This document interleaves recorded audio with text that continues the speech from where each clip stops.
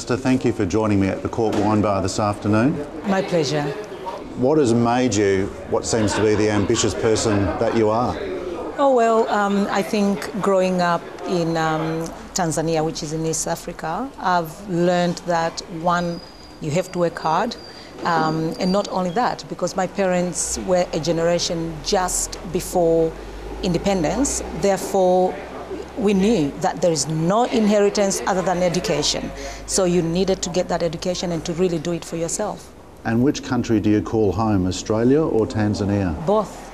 You love them both as much? I love them both. Are you just being a diplomat? No, not at all, because when I go to Tanzania after, say, 3 weeks, I really miss Australia. And then when I come to Australia, after maybe a few months, I miss Tanzania. I don't miss it immediately. So that tells you something. Maybe Australia is more of a home, but they're both home, really.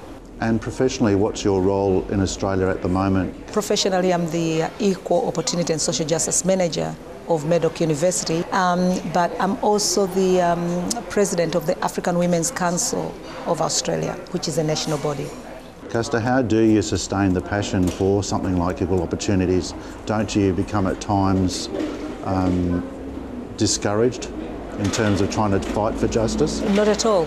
It's all about what sustains you and pushes you on then? one, commitment; two, support from the family; three, community support. And also I try to spice it up. For example, I love fashion.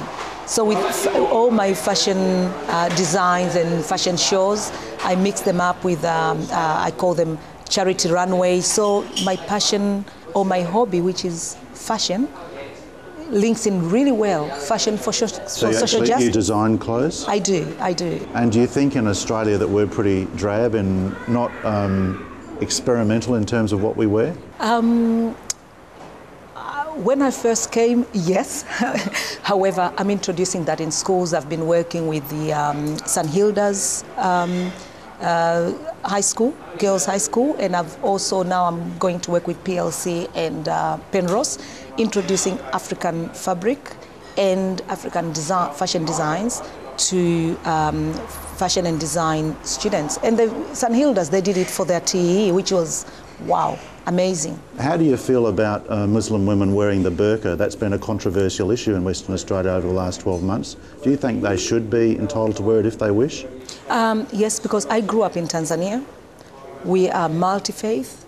In Tanzania, we have women who wear the burqa, women who don't, and they're Muslim women anyway. We've got this Sikh community. They practice, they wear the turban, and there's no problem.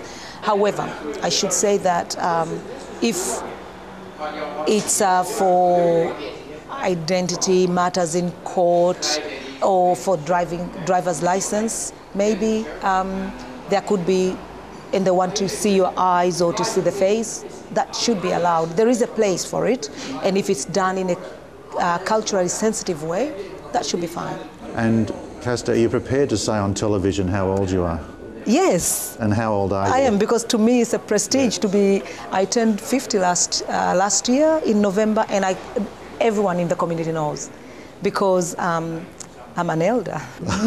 You're an elder, are you? Yes, I'm an elder. So that is actually a prestige for the African community.